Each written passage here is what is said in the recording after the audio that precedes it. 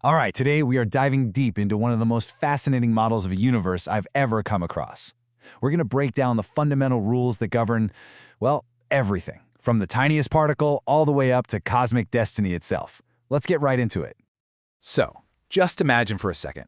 What if a universe had a source code? A single, elegant theory that could explain it all. Not just physics, but the weird stuff too, like metaphysics, magic, and even the journey of the soul after death. Well, that is precisely the kind of mind-bending concept we're exploring. And this is it. It's called the 666 Fractal Manifold Model, or 6FMM for short.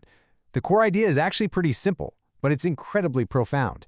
It says that all of existence is basically a cosmic balancing act, a controlled conflict between the static forces of order and the dynamic forces of chaos. What's so elegant about this model is how it's all built on a repeating pattern of threes.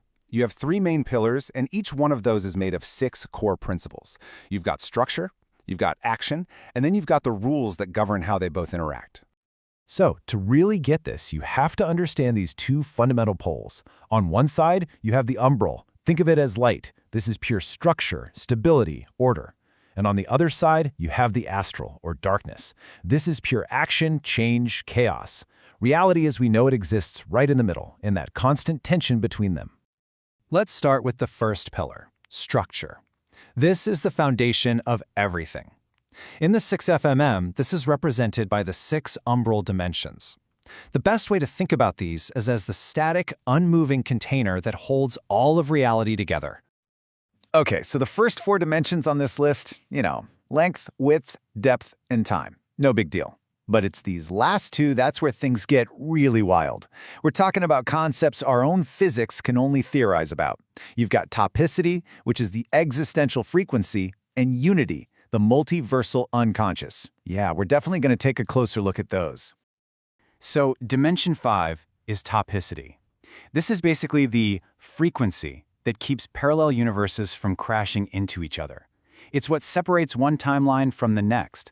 And get this, according to the 6FMM, what we call dark matter, it's just matter from another timeline that's vibrating at a different topicity, which is why we can't see it.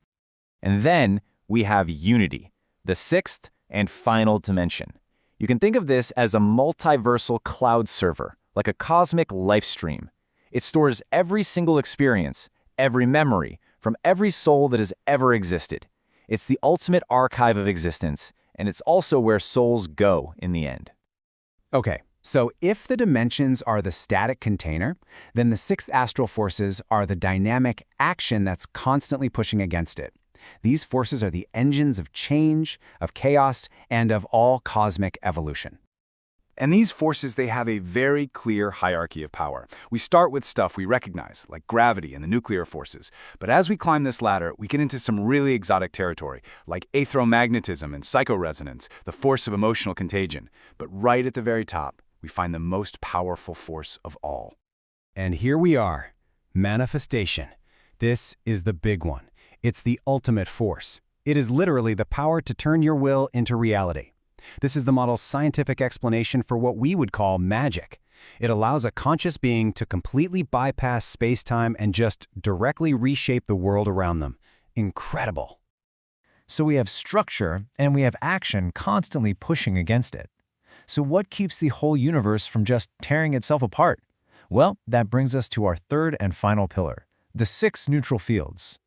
Think of these as the rules of engagement, the physics engine that mediates this entire cosmic conflict. These 6 fields govern everything, from how matter takes form to what fuels magic. So for instance, dynamis is the field of emotional energy, what this model calls dark energy. Quintessence is the field that gives etheric energy its juice. But there are 2 fields in here that are locked in this amazing struggle that basically defines free will itself.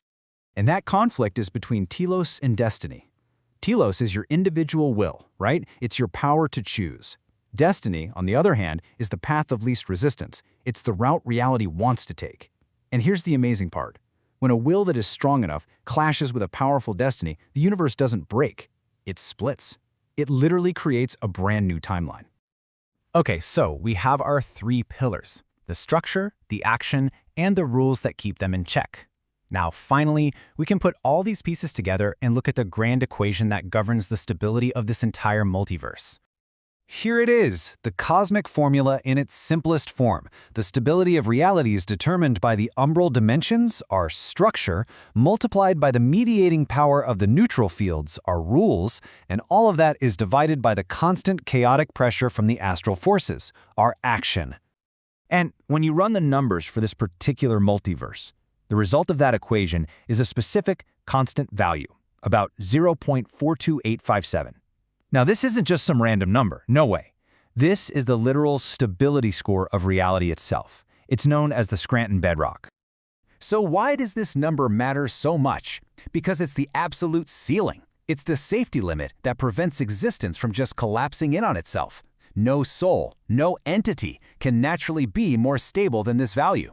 Because if anything were to somehow exceed it, it would become more real than reality, causing the very fabric of its timeline to unravel and decay.